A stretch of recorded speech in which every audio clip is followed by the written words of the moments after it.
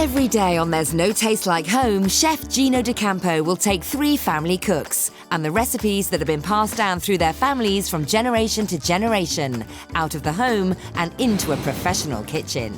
Come on, let's get cooking. Yes, chef. Together, they'll serve up their treasured dishes to paying customers, and the winning dish, judged by Gino, will be added to the restaurant's menu for a month. Remember, this is your great-grandmother's recipes. To prove That there's no taste like home.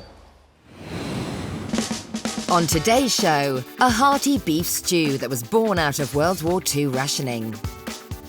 It reminds me very, very much of my nana doing the dish, us all sitting down around the table, us all eating it, proper family times. A 200-year-old Caribbean fish dish that has travelled over 5,000 miles. Jamaican cooking is spicy, just like me. And a classic northern recipe for comfort food, passed down through 3 generations. Right, now time for the secret ingredient. It just brings out beefy flavours in anything.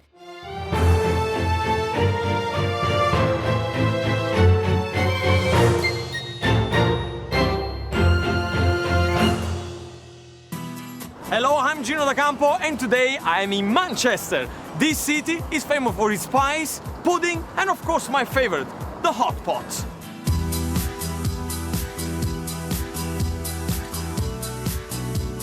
Manchester was at the heart of Britain's Industrial Revolution, where hard-working people were fueled by honest, hardy home cooking. And today I'm here to discover the history behind the home dishes of 3 local cooks. I found 3 delicious recipes with over 300 years of knowledge passed down through generations, and I can't wait to find out the stories behind the recipes. My 3 home cooking stars are going to take over this wonderful restaurant here and make their family favorite dishes the only way they know how. So let's go and meet the cooks and prove one more time that there's no taste like home. Phil Lindley is making Nana's oxtail with dumplings. Yvonne Ward is cooking Grandma Louise's mackerel rundown served with okra, yam and dumplings. And Louise Dawson is making her Pop's corned beef hash. Okay guys, welcome to a professional kitchen. What do you feel? Nervous. Nervous? Very Excited. nervous. Yeah. It's a bit different from your own kitchen at home, is it? Yeah. If you need anything, just ask us around. There's a lot of professional chefs around here, but mainly you're gonna have to prepare it by yourself. This is your dish, okay? All right, off we go, off we go. Come on, everybody into the station. Let's find out how to make our first cook's dish at home. Phil Lindley is a 42-year-old builder who lives in Timperley near Manchester, with wife Angela and children Georgia, Josie and Polly. Today, he's going to be cooking his Nana Valerie's oxtail with dumplings. Nana Valerie discovered the tasty cut of oxtail during the rationing days of World War II. So, oxtail, we're going to toss it in flour with salt and pepper in to give it a good coating. And I can still remember the smell of walking into my nana's house and smelling the oxtail stew. Lovely. That's ready now for frying off in the big pan. Right, herbs. Rosemary, thyme, parsley. My nana never added fennel or garlic. She do it. It was basic cookery skills in those days. It was the oxtail. It was, you know, it was fried. It was onions. It was carrots. It was stock. Did have it with potatoes or, you know, with bread. But I think as like it's come down from my mother to me, we've all added our own little bit. Okay, that's all nicely sealed now. Onions, fennel, garlic. Flavours are superb. Now we've got the secret ingredients. Juniper berries, small handful of fennel seeds. Right, secret ingredient number 2, the anchovies. They won't stay whole, they will actually totally break down. We've not got loads of oil swimming around in it. It's pretty much been taken up by the onions, the herbs, the fennel. Now, I always use the scissors for cutting up my chillies. It saves you getting the chilli on your fingers, and burning your eyes. The chilli just gives it just a little bit of a nip at the end. Again, it's one of those things you don't have to put in if you don't want to. I like it. I'd have chillies with everything if I could. Let's get the oxtail back in. Right, final parts of this stage is bit of red plonk. Doesn't have to be anything very expensive. A patio sipper, as they call it. 2 beef stock cubes and 1 chicken stock cube. If it's just all beef stock going in there, again, I think it can become a little bit overpowering. In go the carrots. Lid back on. And now we're ready to go into the oven. So there we go. So that's in the oven now for 2.5 hours, 3 hours. 2 packets of dumpling mix. Makes roughly 12 to 14 good-sized dumplings. That's what we finished the dish off, so I'm going to mix these up in a minute. In fact, I've never actually done dumplings from fresh. I always use packet because they are so good. Right, we're ready for the dumplings to go into the dish. 15 to 20 minutes, we'll check them. They should be ready. Away we go.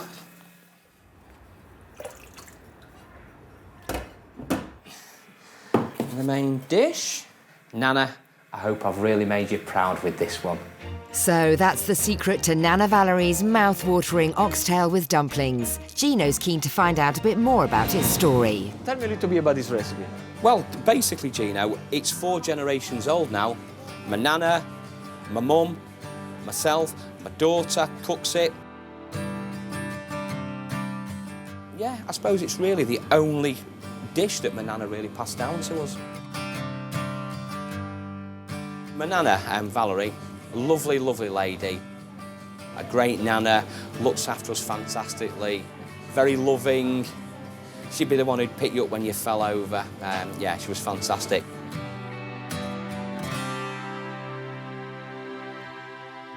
My Uncle Bob used to work at Smithfield Market, which is a very famous market in Manchester. Okay. If you worked on a Saturday morning, they would give them a cut of meat. But it wasn't an expensive cut of meat, it was a cheap cut of meat. So it might have been oxtail, it might have been pig's trotters, it might have been tongue. So he always used to get oxtail, used to bring it back, and then my nana used to do the oxtail stew. It reminds me very, very much of staying at my nana's house. She lived in the back of the house. Uncle Bob and Auntie Nell in the front. My nana doing the dish. My mum and dad turn up to pick us up, us all sitting down around the table, us all eating it. Proper family times, basically. Such a beautiful thing, isn't it? Because you remember this thing about family. Yeah.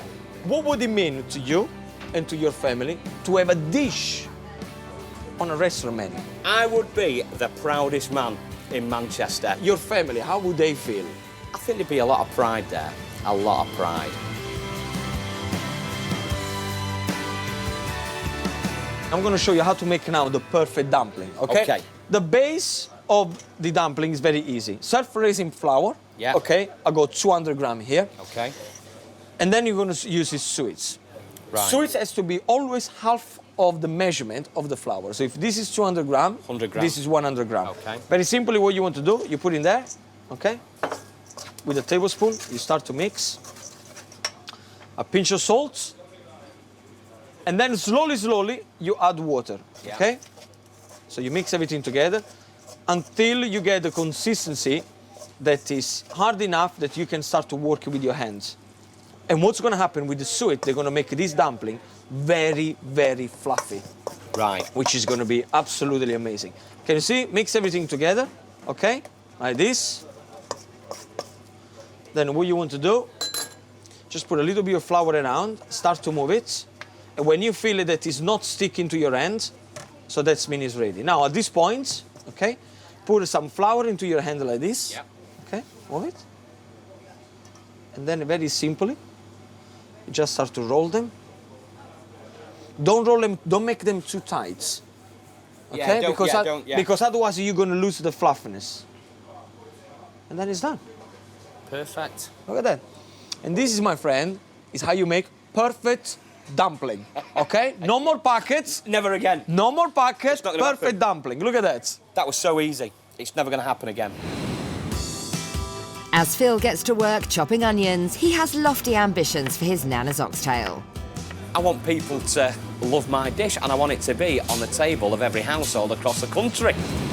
We have still got 2 more cooks to come, so please don't go away. Coming up, a recipe that spans 2 centuries and has travelled nearly 5,000 miles. It does remind me of home.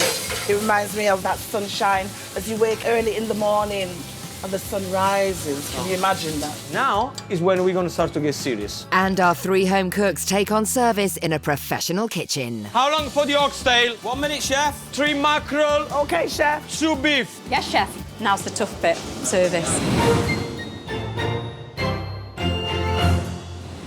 Welcome back to There's No Taste Like Home. Today I am in Manchester, where I found 3 more home cooks who very soon are going to serve up their beloved family recipe to a room full of hungry customers. We have just met Phil with his Valerie's oxtail and dumpling, but now we need a bit of sunshine. Let's go to Jamaica! Yeah, man. And bringing that Caribbean sunshine to Manchester is Yvonne Ward from Moss Side. Her recipe all the way from Jamaica is Grandma Louise's mackerel rundown.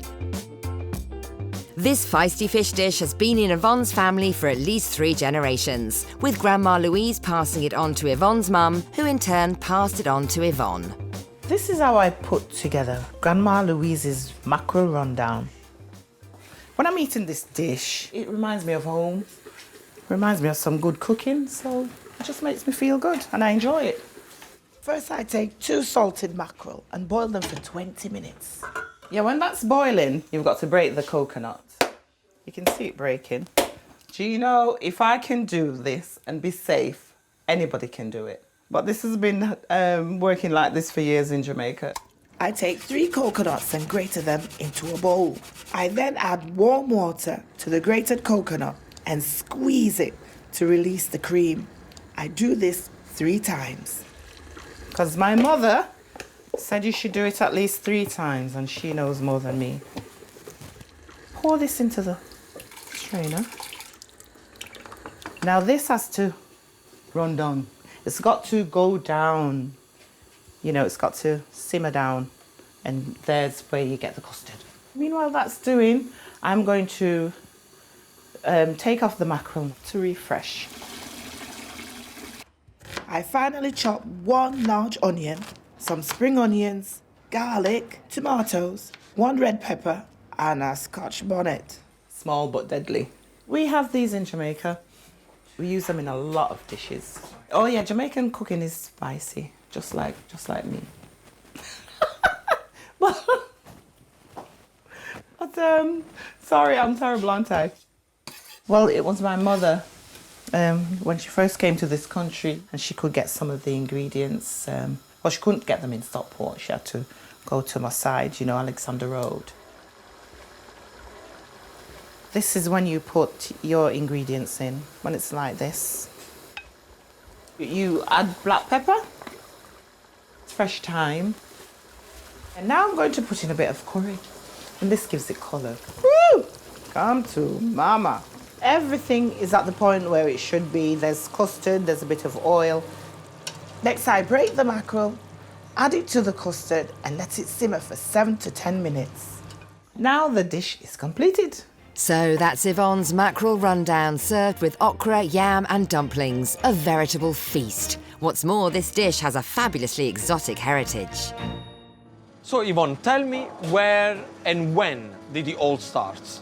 Well, it all started with my great-great-grandmother, which it came down to my grandmother Louise and to my mother, and now to me. My mother and father came over to England first, and they used to live in Stockport. How old were you when you started to cook this recipe? Maybe about 14. My mother said to me, Yvonne, come cook. Good memories? Yeah, but frightening because she's a good cook. So you're like, you know, but you still get in there, and here I am now. When you're eating it, it does remind me of home. It reminds me of the lovely countryside, that sunshine. As you wake early in the morning and the sun rises, can you imagine that? Who makes the best, you and your mom? My mama.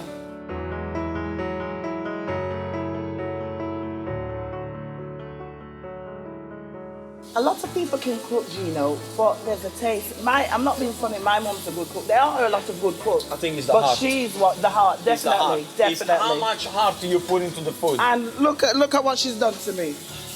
I can see a beautiful woman there. I can see a beautiful woman.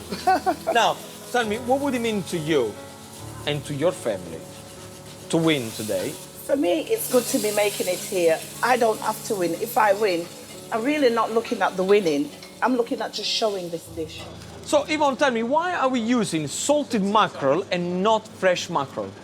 It's great. It's great for this dish, Gino, and the flavour that's in it. And the flavour? Yes. And of course, once it's salty, it's not very oily. No.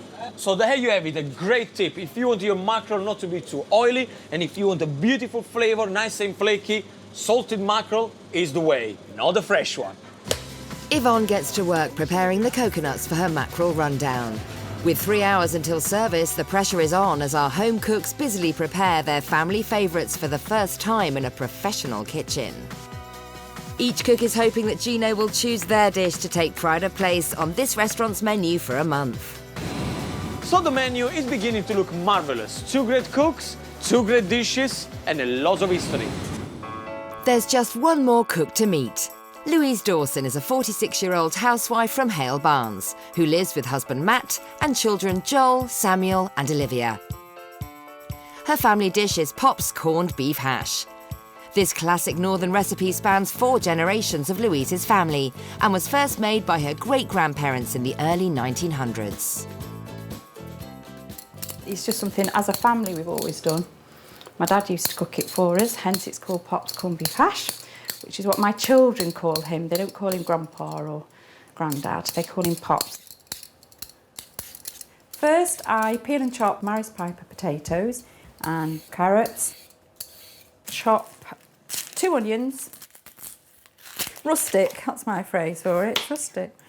Last year, many arguments amongst my dad, my husband and a friend of ours who made the best corned beef hash. So to put an end to all the arguments, I said, right, everybody here, we'll have the corned beef hash challenge. And Pops won and won the hashes trophy. I throw the carrots, potato and the large diced onion together into a pan and add the stock to the pan. Right, that will probably take about 20 minutes. Little tip, always keep corned beef in the fridge because if you don't, it's an absolute nightmare to cut into cubes. The carrots are cooked, all the onions are cooked, and they're just sort of starting to, as my phrase is, fall in the water. So what I need now, just to put the peas through, I've got some frozen peas here. I always use frozen peas because they're the closest thing you can get to fresh, really, aren't they? So we've got a little bit of extra colour in there now, starting to liven it up a bit. I'm just going to drain the cooking liquor and keep it. My grandparents had a corner shop. They had lots of fruit and veg and things, obviously around them, and tinned goods. And I think it was created sort of using what they had. And originally it was, I think it was sold in the shop to make extra money during and after the war. Now what I'm going to do is I'm just going to put corned beef in. Just put the raw onion now through it. Adds a little bit of texture. Right, now time for the secret ingredient. And I'm just going to add a little bit of this. What you've got here is oyster sauce. This would not have appeared in my great-grandparents' recipe. It's something that my parents have added, well, my dad especially. And it just brings out beefy flavours in anything. And now for the finishing touch, I always like to sprinkle on some chopped parsley. That's Pop's corned beef hash, a fabulous dish with a fascinating story behind it. Tell me a little bit about the dish. Tell me, where did it all start? Started early 1900s with my great-grandparents, Charles and May, and continued through the family. We feel it originated as a beef hash. Okay. You know, fresh beef. Fresh beef. But during the war and post-war rations and shortages, the thing most people had got was a tin of corned beef. Corned beef, apparently, was served to soldiers right through from, I think, the First World War, Second World War, and literally it was only sort of decommissioned, as it were, in 2009, would you believe? So it's part of army rations. Now, consequently, my grandfather, my mother's father, who was during the Second World War, he was part of the Normandy landings. What's his name was? Reg. Grandpa Reg. He would not eat corned beef. You try and give him this dish, you would give him this dish, no way, not happening. When I started to cook, it was probably early teenage years. Okay. But my father's always cooked. His mother taught him to cook. She had a corner shop, and he used to help her make pies. So he's always cooked. I see. So it's sort of come down the family. I've always watched my parents cook and my grandparents cook. That's how I learned to cook. And I remember him making this. It was just like he came in from work, you know, obviously needed something quick, simple, easy. Something So tasty? Tasty, lovely. So then I started, early teenage years, I started to make it then. I know that somehow you became the queen of this dish, right? I know, because there is a trophy here that I see that you put in front of you. Do you know what? I've got to give that. That was Pops. Look at that. That was The my hashes. daddy, the Hashes trophy. The Hashes trophy. The We Hashes got it right trophy. here. Okay, so you obviously the proud owner of the We Hashes had a trophy. competition, we all argued, everybody has their own version of this dish. It seems to be one of those, everybody's got their own version. So to second... But your version We won. is a perfect one. Well, according to us, yes. What would it mean to you to win today and have your dish on a good restaurant menu for 1 month? For my dad, really, I think. It's Pop's corned beef hash. It'll be hopefully his name that'll be on it. I'm a bit of a daddy's girl, so I'd like to win for him as much as anything. I have to say, Louise, when I saw you cooking your dish at home, there was one thing that I was very concerned about it, and it's the way you present the dish on the plate. Okay? At home, it's absolutely fine. Here we are in a restaurant. People are going to come in, they're going to pay good money for your dish, and it's going to have to look much, much better than that. Okay? I'm not going to do it now. Okay? I'm going to tease you with this ring here. I'm not going to propose to you, don't worry about it, but I'm going to teach you because later on, just before service, I'm going to give you a tip and everybody at home on how to present a very simple dish beautifully. Yeah. Okay? So you carry on with the Super. preparation Okay. and I'll see you later on. Thank you. With just 2 hours to go until service, tension is mounting for our 3 home cooks as they continue their preparations for the soon-to-be arriving customers. Phil has a major anxiety about cooking oxtail in a professional kitchen for the first time. Biggest concern really is the oxtail being tender.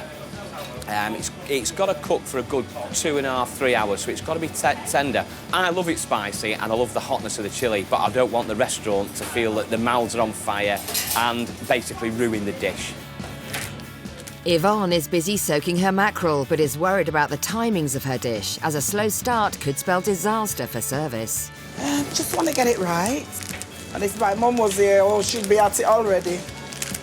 You put on the mackerel yet? Make sure it's enough water. And as Louise prepares her veg, she wonders if the diners will like her family's unique version of this traditional favourite. Most people have their own version of this dish. It's quite a northern dish, I think, so I think it could be quite controversial. So that is today's menu. Centuries of knowledge passed down through generation, each one a favourite right here in Manchester. But which cherished recipe will win a place on this restaurant menu for 1 month? There is only one way to find out. Don't go away. Coming up, our home cooks feel the pressure as a lunchtime service for 50 diners looms. If I ask you for an order, there's no point to say yes, chef, if you're not going to do it, right? Misunderstood, chef. And one of the dishes runs into trouble. Gino's a bit annoyed, I can tell. Don't be like that, Gino. Welcome back to There's No Taste Like Home. Today I am in Manchester, a cultural hot pot of cuisine. Very soon, this trendy restaurant is going to be full of paying customers, all eager to try some good home-cooked food. In the kitchen, we have 3 home cooks who are preparing their beloved family recipes. But only one can be today's winner, so let's remind ourselves what's on the menu. Phil Lindley is cooking his Nana Valerie's oxtail with dumplings. This dish owes its origins to a time of real hardship and rationing during World War II. I can still remember the smell of walking into my nana's house and smelling the oxtail stew. Lovely. Yvonne Ward is making Jamaican mackerel rundown, served with okra, yam and dumplings, a dish which has travelled nearly 5,000 miles. It reminds me of home. Oh yeah, Jamaican cooking is spicy, just like me. And Louise Dawson is making her Pop's corned beef hash, a firm northern favourite spanning 3 generations and over 100 years. My grandparents had a corner shop. They had lots of fruit and veg and things, obviously around them, and tinned goods. And I think it was created sort of using what they had. It's almost lunchtime, and with the waiting staff putting the final touches to the dining room, some early customers head to the restaurant bar for an aperitif, all eagerly anticipating our home cook's fantastic recipes. But back in the kitchen, things are not so relaxed. Normally cooking for 4 or 5, suddenly I'm cooking for 20, everything's quadrupled, it's big portions. Feeling good, yeah, the mackerel's ready. I shake it instead of stirring it because if you shake it, it keeps the mackerel whole instead of breaking it up. We like it looking nice. What's happening here? What are you preparing, a batter? I'm making my dumplings, but I've over-egged the pudding, really. I put a little bit too much water in. You're making dumplings. So what's going to happen now? We're going to chuck that away and we're going to start We're again. going to chuck it away, we're going to start again. Yeah, that's what we're going to do. Okay, see, this is what's happened. You've been smiling all the way through. I'm Mr. Cool, I know everything is fine, everything is perfect. Look at that. Dumpling completely ruined it. Come on, come on. Gino, This is flavor, the famous salted, the rundown. the randang, the famous salted mackerel. Mackerel rundown, man. Okay. It tastes good, you say. You want to? Nice, so there is no... You want to... Of course I want to taste it. Taste that flavour in there. Not too salty. yeah. Should have a little so when it goes into in the rundown, it just Not too runs salty, together. moisture perfectly enough. And you know what I like? Not too flavour. oily. Yeah. Not too oily, so Yeah. you really get the flavors Yeah. out of it. Lovely. Louise, what's happening here? Just dicing up some corned beef. It doesn't look at Dicing you, in all my corned beef. I'm prepared, all dear. prepared. Neat and tidy. Neat inside. I like your little things there because, look, what Louise is doing is she's putting a damp cloth all on top of her vegetable, which is a very beautiful tip, so it keeps all nice and fresh. Your potato are in water, Yes. so that means they're So not they going to go discolor. Your preparation with the onion. Yeah. See, that is what it's all about, guys, at home. If you have everything prepared, then when it's time to cooking, bang, bang, bang, it's done. Is this your corned beef? It is the corned beef, yes. Is it good? Can I try? Of course you can. I like when it's fried. Yeah. Oh, well. It's not bad. All right, it's not bad. Oh, good. Nice one.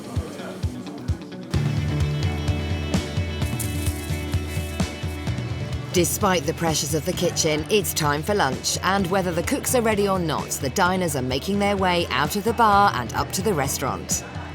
With such a fabulous array of dishes, the customers will have a difficult choice to make, so our 3 home cooks will really have to impress them. So how are you feeling?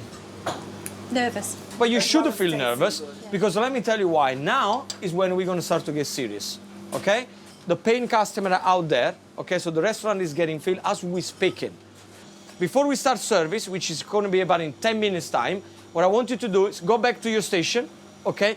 Prepare one of the dishes just exactly the same way you would prepare for the diner. Because I need to see it, I need to taste it, I need to judge how does it look like. Because if I don't like it, it's going to go back because your dish has to be perfect, okay? Yes, chef. So back to your station, and I need this dish ready here in 5 minutes, okay? Yes, chef. Yes, chef. Yes, chef. Good. By the end of lunch service, Gino will award one dish the honour of being on this restaurant's menu for a month. His decision will look at 3 main criteria: cost of ingredients, preparation time in the kitchen, and the reaction of the diners. With Gino as head chef, it's his job to make sure that everything leaving the kitchen is perfect. So before anybody orders, each dish must pass his taste test. First up is Phil with his Nana Valerie's oxtail and dumplings. There we go, Is chef. your dish? Oh wow, look at that.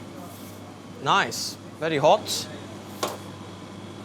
Is this exactly the same way you're going to serve it, right? Yeah. Looks good. Nice gravy. This is the dumpling. Dumplings good? Okay. You have a good recipe for this dumpling. Where did you get it from? From a great teacher called Gino. Oh, nice one. It's quite fiddly, but you know what? It's absolutely gorgeous. Very, very nice. Next, Yvonne's mackerel rundown with okra, yam and dumplings. Wow, look at that. That's fantastic. Tell me a little bit about the dish as I'm trying it. Yeah, that's dumpling made with white flour and cornmeal flour. It's very firm. Very hard. It is not like the English dumpling. Okay. But it goes with the dish. Are you sure that they will understand your need a hard fork. dumpling? Well, food, let's try it. Very firm. Yeah? Very firm. This? Okra, Okay, I love okra. al dente. And that's the mackerel rundown. Careful with the bones. Oh, wow. Yeah? The flavor are unbelievable. Yeah. Well presented. And the yam. Yeah, yam is great. Oh, yeah. Well, we just have to tell the waiter, okay, then to tell the customer that just in case there's bones the bones, inside. definitely. That's Okay. the only thing with the dish. the Well done. bones. Good dish. Bring it back to you. Thank you. And finally, it's Louise's turn with her Pop's corned beef hash. Okay.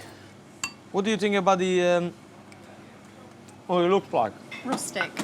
Rustic? Rustic. To me, the way you present it, it looks like what I would give it to my cats. Okay, chef. Into a bowl, Yes. okay? With everything is mixed in there and it's not going to be good for a restaurant. I will eat this at my house or perhaps at your house, Yeah. okay? And I will be very, very happy. But these people here, they're paying good money for this dish, Yes. so we're going to have to do more than that. Okay. So let me show you how very simply we can make this dish look absolutely beautiful, okay? So first of all, we get ourselves a cooking ring. Have you got one of these at home? Do, yes, chef. Yes? Okay, good. Now, I got some red cabbage here. Then we do it very simply. We're just going to put it around, like this. Make sure that everything is nice and clean on the plate, okay? Then exactly the same dish, we're going to pick it up. We're going to put it in the middle of the ring, okay? Okay, so you put it down. You press it. Don't press it too much. Okay. Remember, I still want to get the texture. Then look what I'm going to do. Because I know that sometimes you serve this dish at home with brown sauce, right? That's right, yeah. Now, with the brown sauce, what we're going to do is very simple, okay? Yes. We are going to dedicate this one to Pops. And to do that, we're going to do this. Look.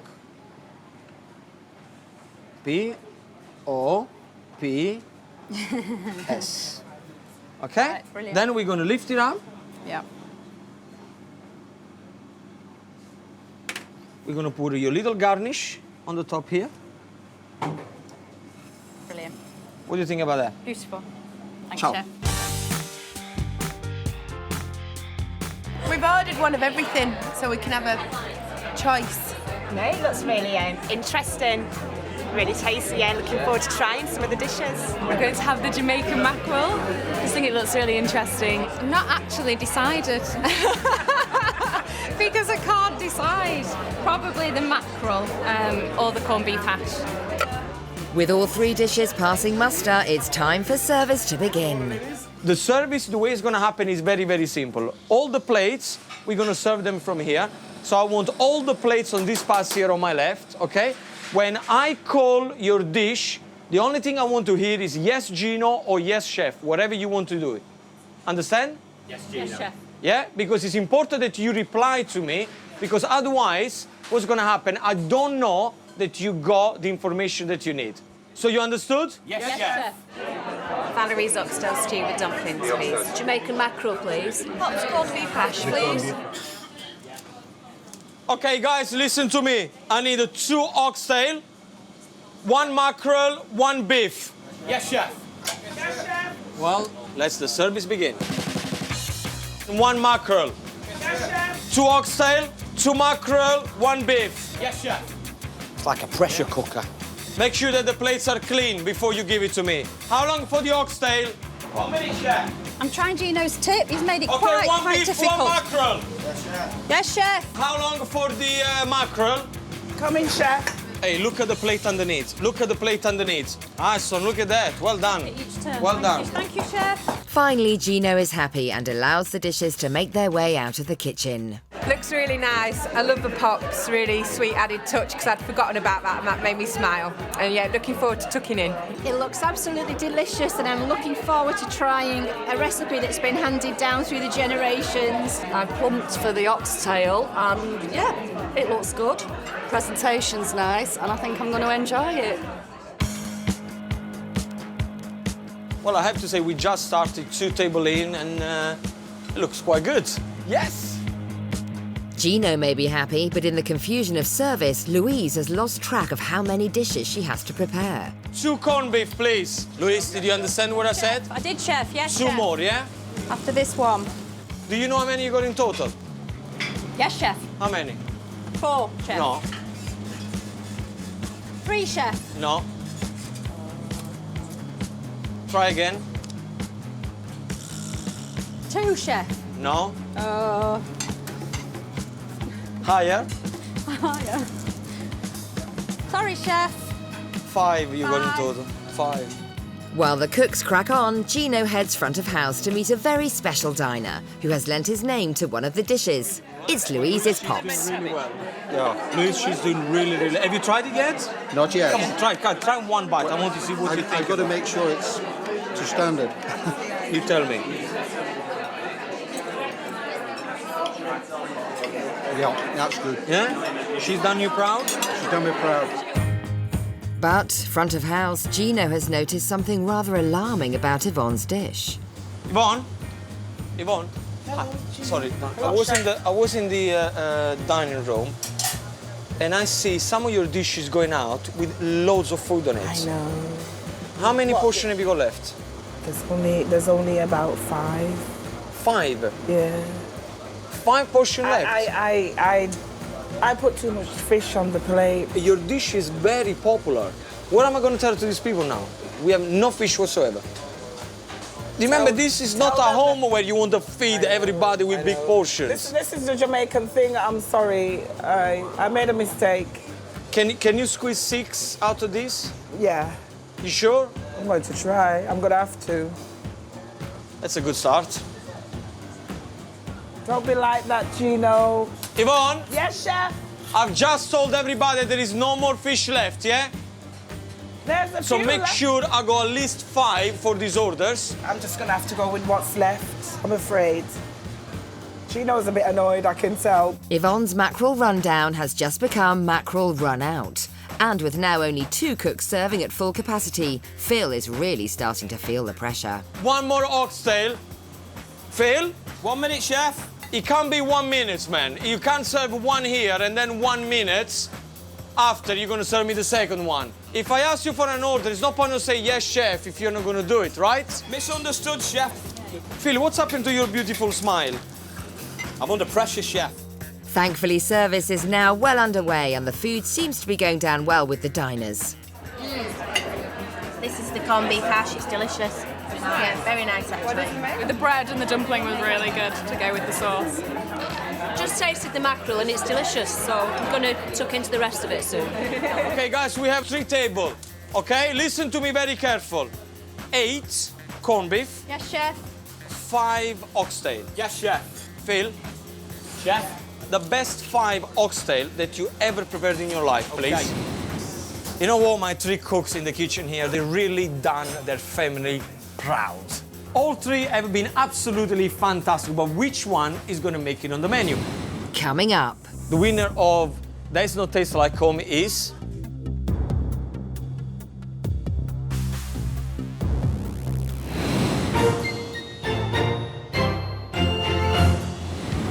Two beef, 3 mackerel, 4 oxtail. Chef Gino D'Acampo is on a mission to prove there's no taste like home. He's found 3 home cooks with 3 historic family recipes. Together, they've taken over a restaurant in central Manchester. It's a full house, so the orders are coming through thick and fast. Yvonne's big heart and portions meant that she ran out of mackerel during the first half of service, loading even more pressure on Phil and Louise. You're not under pressure by any chance, are you? No. Very, very hot. Need to drink lots and lots of water. Are you happy, Phil? Yeah. It's nearly the end of service and the cooks are all hoping Gino will choose their dish as the winner and secure a place on the restaurant's menu for a month. Okay, guys, the last order for corned beef for Oxtail. Yes, chef. You got about 20 seconds and I need these dishes here, yeah? Yeah. Yes, chef. Come on, guys. Make sure that all the portions are the same. Come on. Plate. Give me another plate. 26.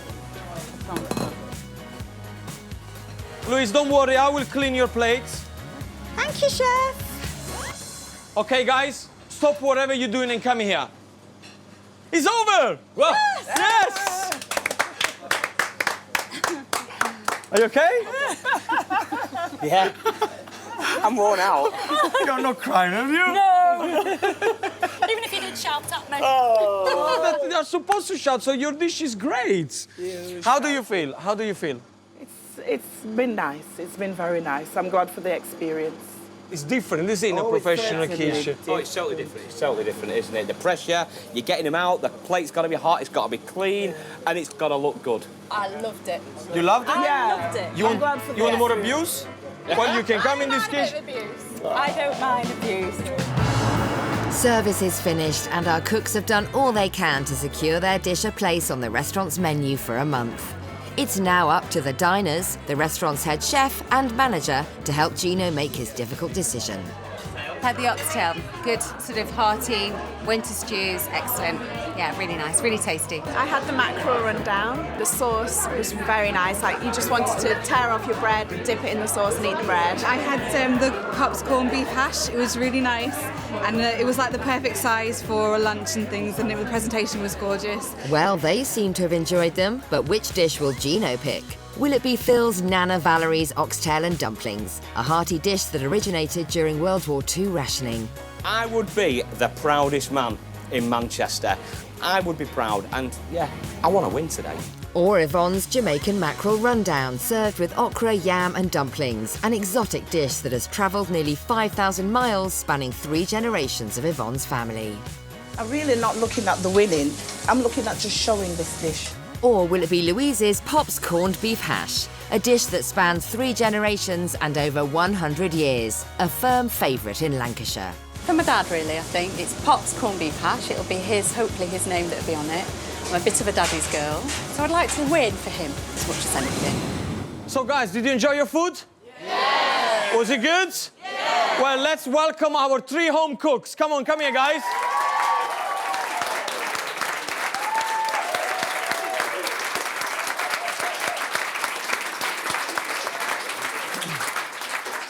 Now, tell me exactly how you feel. Tired. You feel Very tired? tired, yes. Okay. Yes. Much respect to those chefs in there. Yvonne? Yeah, I second that. Well, I feel good. You feel good? See, Yvonne, she hasn't stopped dancing during the cooking. That's why. Now, of course, today it can only be one winner. It can only be one winner. Although we feel that we're all winners. You are a winner. I'll tell you right now, you are a winner because very few people will ever have the chance to cook a dish at home for so many years and then come into a professional kitchen and cook for paying diners. Okay, so whatever you've done today, seriously, I take my hat off because it's been extremely hard for you guys. But you know, it can only be one winner though. Today, the winner of There's No Taste Like Home is...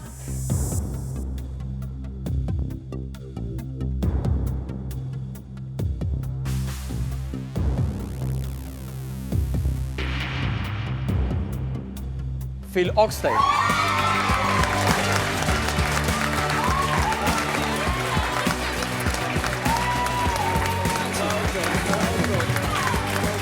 Come here! How you feel, man? You okay? Are you good? Yeah. Yeah? I don't believe it. Like, this is for you. This is for you. Come on! Really, a big thank you to Nana, to Valerie, who introduced the dish to us, who taught us how to cook it. Yeah, she's probably looking down thinking, yeah, well done, family, well done. You know, I'm chuffed. I met 2 lovely people today, apart from all the chefs and that. but they're two lovely people, so I'm really glad. I'm happy. Would have been nice to win, but I didn't come for the winning. I feel good. I'm really, really proud of, you know, where I've got to today, especially with the dish and the improvements that we made, the appearance, and that was really interesting, quite a surprise when we did the, you know, the pops thing on the plate, and it was lovely, really. What an amazing result for Phil and his oxtail dish. It was absolutely fantastic. Now, don't forget to join me next time, where I will meet 3 more very talented home cooks, all eager to prove that does not taste like home. Well, if you want to try the dish yourself, or perhaps you want the details of the recipes featured on today's show, the only thing you got to do is to go to itv.com/food.